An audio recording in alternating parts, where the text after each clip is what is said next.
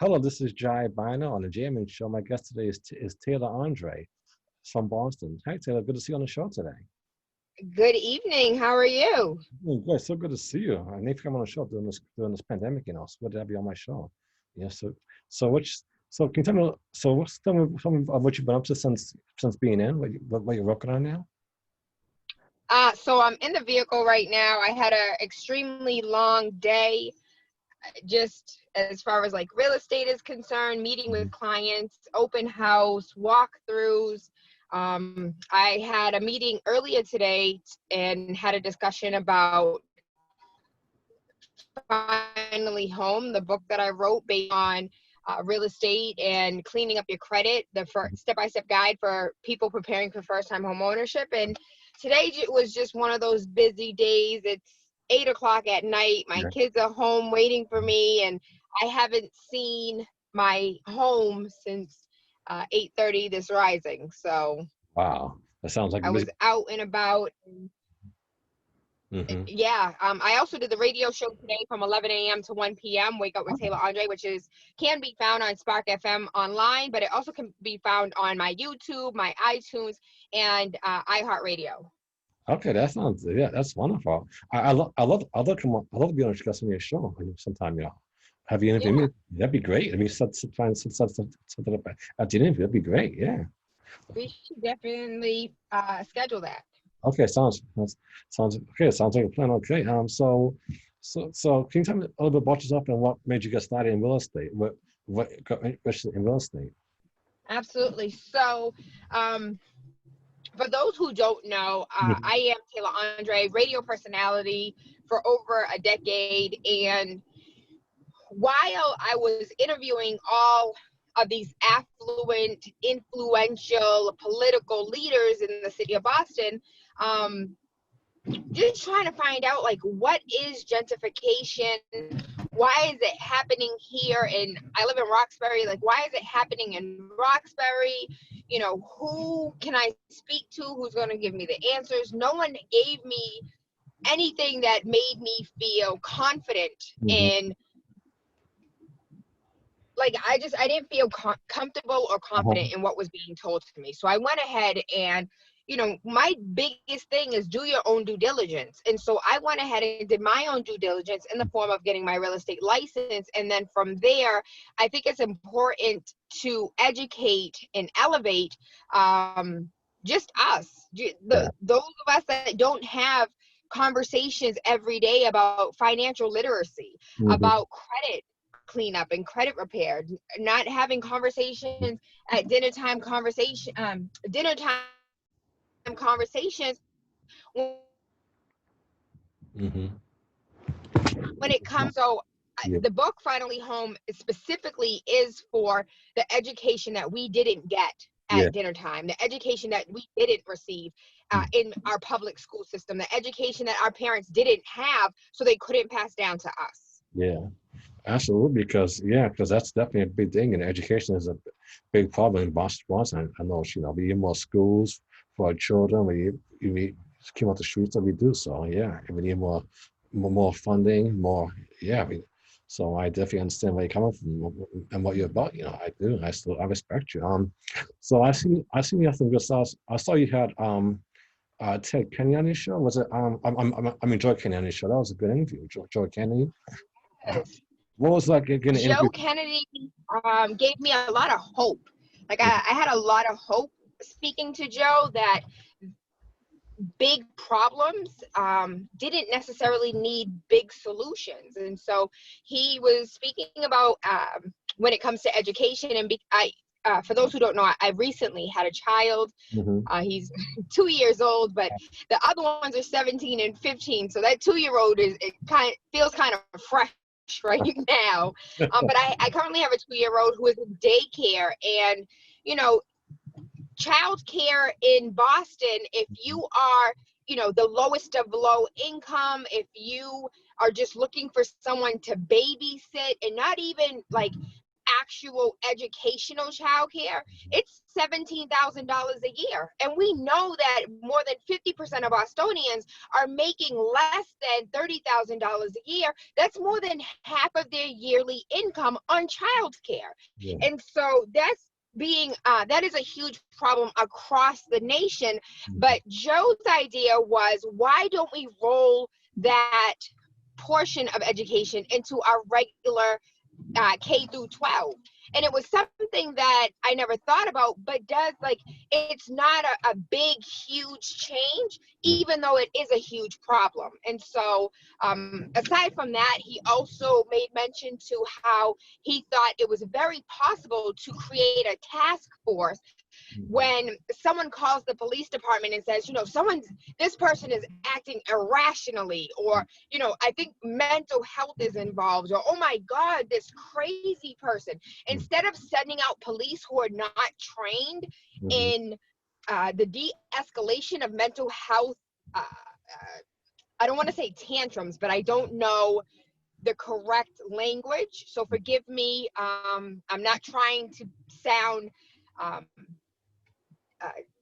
disably biased, but just to create a healthcare task force that will go out to a call and de-escalate whatever it is, versus having the police show up, resulting in trauma, violence, and lack of education. Yeah, I definitely understand that, and I respect you, because especially now, police, shooting people for no reason. After George Floyd happened, it's like, we do want this kind of peace, So I'm glad you're doing that, because it shows that someone really cares in the community, and I want to live in a community with someone cares. So I respect you for that. That's good to hear. So my question is, how did the George Floyd incident affect you as an African woman? Did it make you more scared to be in Boston? This whole mess, it's crazy. Protesting, how's that affecting you? Can you hear me? So I guess my ear isn't working. So Okay. You can name any Black person that was shot in the last decade. Mm-hmm. And my answer would be the same. How did it affect me? I have a Black 17-year-old child that is a male. I have a 2-year-old Black male child. I am deeply affected. Anytime my son goes out of my door, he could be taking out the trash. I am affected. He is affected. His sister is affected. At all times, we as a family, and when I say a family, myself, my daughter, their father, and my son, we all have his iPhone on location. So at any point in time, I can find out where he is. His sister can find out where he is. His dad can find out where he is. And that's real trauma. That you have to feel like where this person is at all times. And as a teenager, teenagers don't even want to tell you where they are or where they're going or what they're doing, let alone this is my exact location. But that's where we are today. I don't feel comfortable and I don't feel safe with my Black son in society. And what's absolutely insane is that my Black son feels more content, more at home, and safer in neighborhoods with high crime rates than he does when we go to the suburbs visiting family. He is terrified for us to go to the suburbs because, at least in Boston, he's not the only Black boy walking the street. Yes, I understand that. I kind of feel the same way when I go outside too. If I'm going to end up dead, or someone's going to shoot me, because this world is great. So I definitely understand how you feel. I feel the same about my nephews, my nieces, my nephews. So I definitely need some change. Because it's not what I expected. And I hear what you're saying. And so, how is the pandemic affecting you? Is it affecting your work? This coronavirus affecting you? I had to ask. Yeah. How has COVID-19 affected Tayla Andre? Yes. I think I can speak to any entrepreneur right now. COVID-19 has been the timeout that we needed. Okay. Period. Like, COVID-19 has definitely altered our lives. It has transformed us. I recently learned statistically that 1 in 3 Black people know someone who has recently died of COVID-19, where in the white community, it's 1 in 10 people know someone that has died of COVID-19. And so the disparities there are threefold. And it's heartbreaking. If I can be transparent, I feel multiple ways. Like, it's really like a love-hate type relationship, because in the beginning of the day, I wake up and I'm scared for me, I'm scared for the children, I'm scared for our lives. I don't want to be the 7% of people that are dying of COVID-19. In the afternoon, I'm like, listen, the government is, you know, making this bigger than what it really is. People catch the flu and die at higher rates than the flu than they are of COVID. And by the end of the day, I'm like, you know what? I think the government is trying to kill people for population control. So it's like, it's this weird relationship where in the beginning, I know it's a real threat, but by the end of the day, when you see how these politicians are moving and how much money these companies and corporations are making, like, you kind of can't help but be that conspiracy theorist and say, you know what, there might be more to this than they're letting on. But as far as economics is concerned, as a real estate agent, it has hit me the hardest. And I'm not, I had the ability to work as an essential employee, but who wants someone in their house during COVID-19? No one. Who wants to be in someone else's house during COVID-19? No one. And so real estate really did come to a halt, and people were like, you know what? I'm going to wait for the pandemic to get worse, and I'm not going to buy and I'm not going to sell, because if everything crashes, I'll make more money. And now we're seeing statistically that houses are selling for more now than they were prior to COVID. And so on that front, things are really, really slow. It's a really trickle when it comes to business, but I was able to sit down, build a stronger relationship with my children. I was able to pen a book. I authored and self-published a book. And I also was able to recreate my brand and my website. So as much as COVID has altered our lives completely, I think there are millions of entrepreneurs out here, not just in 2020, but they also found that the last crash in 1999, 2008, the last time we had an economic crash, Black businesses were booming because we are creative and we are unorthodox and we're willing to get things done. And as lazy as they claim us to be, we are some of the most figure it out type of people that when after the crash and we were in recovery, Black people's businesses grew 100-fold. And they're doing the research now and finding that Black businesses are currently thriving. Entrepreneurs are in abundance. Even though we have this excessively high unemployment rate, the entrepreneurship is through the roof. That's true. This world has definitely changed, Yeah, and I understand where you're coming from. So, can you tell me a little bit about your book and your website, of what your book's about? And I don't think you actually wrote a book, where we can find it, where we can check it out and buy it. Absolutely. Anything and everything Tayla Andre is on my website, TaylaAndre. From credit cleanup to the book Finally Home, to if you're having trouble with foreclosure, if you're having trouble with needing to short sale, if you want to buy, if you want to sell. Unfortunately, I don't do rentals, so I can't help with the rental portion, but I am a buyer, seller's agent. And for the entrepreneurs that are looking for a brick and mortar, I help with commercial space as well. I say credit cleanup because I am not a financial expert. I am not a financial specialist. And those are the individuals that are actual credit repair specialists. I just know enough to help people with the basic need of cleaning up their credit. And so that's what I focus on. What you can do on your own and don't have to pay somebody for. Again, the book is on there, and I also have merchandise from the Wake Up with Tayla Andre show. We have the Awakening My Third Eye, with the third eye is of the chakra system. Mhm.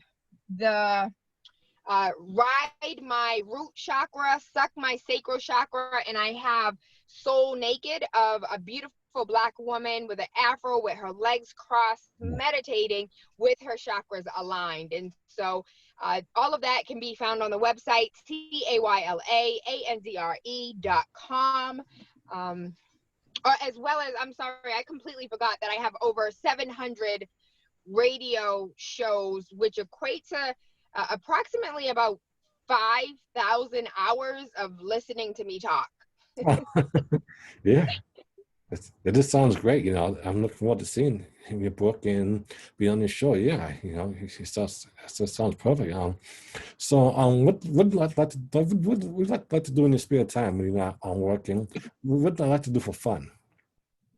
Sun. I love the sun. Everything sun. I love my kids, spending time with my kids. I am a big kid myself. Mm-hmm. And so I keep a house full of kids. If it's not my own, it's their friends. If it's not their friends, it's their cousins. Like I keep a house full of kids, and it not only do I feel like it kind of keeps me young, but more importantly, I feel like if I understand my children and what it is that they're going through, I can better help guide them with whatever issues that they may or may not be going through. I hear you. I respect you. That's really more leaders like you in the community. That's awesome. I respect you. Because yeah. Um. So what what do you think we can do to change the world to make the world better for our children coming up? Um, that's an extremely loaded question that I don't think I have all of the answers to. But I do believe that we as parents can only do so much Mm-hmm. for our children. Of course, we want our children to be better than we are. We want them to have more than we have. But one of the, like, you can't give up on yourself. You can't say, I want my kids to have more and then be complacent with you having less. That Mm-hmm. just does not make sense. So for me, I'm constantly educating myself. I may have a lot of information. I may know a lot, but Mm-hmm. I am always ready to learn. Teach me something, educate me, show me, correct me. And my kids have no problem correcting me when I am incorrect. Okay. But it's all about, my grandmother said, as long as she has breath in her lungs, Mm-hmm. she is willing to learn. Mm-hmm. And I think as parents, we kind of get to this certain stage of life or certain understanding of life, and we're like, oh, I'm done. Mm-hmm. But if you're not growing, you're dying. And Mm-hmm. so I want to continuously grow all of the days of my life. And in order to do that, I have to open my mind and kind of like think outside of the box. Like on my show, like Unorthodox Conversations Leading to Universal Consciousness, like we can't stay inside these boxes. I have a mentor, Dr. Tia Martin, who was Boston's chief resilient officer, and she tells this story that has resonated with me so much. And in this story, she talks about how a mother and daughter were cooking, and the daughter's watching her mom, and she's learning how to season, and she's learning how to do this, and the mother cuts off the butt of the ham, and she's like, Mom, why are you cutting off the butt the ham? And she's like, you know what? I don't know. Grandma did it, and so I do it. She's like, well, can we call Grandma and ask her, like, what's the purpose of cutting off the butt of the ham? And so they call Grandma. They're like, Grandma, for years, whenever you make ham, you cut off the butt. Why is that? And Grandma's like, baby, because the pan was too little. So here we are Mm-hmm. doing these things that our ancestors were doing, not understanding why they were doing them. And so here we are today, still doing the same things, limiting ourselves and limiting our abilities, and like we could be doing so much more and have so much more. And I mean an abundance of like wealth, an abundance of knowledge, an abundance of awareness of self. Mm-hmm. But we have limited ourselves because we watched our parents limit themselves. But, and I say parents, like if you're like in your 40s and 50s and your parents are older, your parents could not explore all aspects of themselves for fear of prison, for fear of death, for fears that we may no longer have to deal with at the capacity that our parents and grandparents did. Mm-hmm. I definitely understand. I understand that. That's, yeah, I hear what you're saying. Yeah, that's a good answer. Because yeah. So my next question is what gives you inspiration? What inspires you to do what you do? What inspires me is like this new generation inspires me. Mm-hmm. They are fearless. Like Mm-hmm. they are relentless. They are tenacious. This new generation is like, they make me feel like I'm superwoman. I can do whatever I want to do. Mm-hmm. What inspires me are all religions. And so I am not religious. I'm extremely spiritual, but I'm not religious. But Mm-hmm. I do like exploring religions and how we got to this idea of, the 12 disciples, or, you know what, if you really take a look at religion, Mm-hmm. for me personally, it's like Jesus had 12 disciples. And I feel like those 12 disciples were like 12 different languages. And so there's like 12 different, I don't know if you've ever taken a personality test, and it's like, are you a purple? Are you a green? Are you a yellow? Are you a blue? Like people respond differently based on their personality. And so I've always wondered whether or not the 12 disciples weren't necessarily 12 people, but if they were 12 different ideologies leading to that, like 12 different paths leading to the same destination of elevation of self. Mm-hmm. Yeah, you definitely inspire me. I mean, I've learned a lot from working with you being in. You inspire me to have my own podcast show, and I try and follow your advice. Because I think that by watching your shows and guess I've learned so much from you and how to be a better person. So you definitely inspire me a lot. I try. Thank you so much, Jay. Yo, that makes me feel so good. Thank you, thank you, thank you. I truly do appreciate that. I did not walk into this work with that aspiration, but I do recognize my privilege and I do recognize the responsibility that I have every time I open my mouth, and how it may affect someone, and how I can't just say, can I cuss? Yeah, fine. Yeah, please. Go Yeah, ahead. like I can't just say dumb shit, because when I speak, people not only listen, but they follow through on what I say. Mm-hmm. And so I can't sit here and be like, hey, yo, vote for Trump. Even though I might be joking, there's someone out there like, Tayla said, vote for Trump. I'm voting for Trump. So I have to be mindful of the words that come out of my mouth. And I can't just speak just to talk. Mm-hmm. And so thank you for reminding me that this work, as much as it is important, it's also, not to say limiting, but I do have to be mindful and limit what I do want to say. Mm-hmm. Absolutely. So yeah, so you're definitely doing a fine job in the city, and I respect you, and I've learned so much from watching you and your videos, and you've definitely been a blessing in my life. So I'm glad I got to meet you and work with you on your show, and have you on my show. Hope to have you come on your show, and learn so much learn more about you, because just talking to you right now is a blessing. So I respect you, the work you're doing. I think we're gonna go far, and I respect you. Just on talk to you, my queen. So you know. And I respect you. Thank you. Thank you so much. I appreciate you. And however I can be of assistance, just let me know I'm here.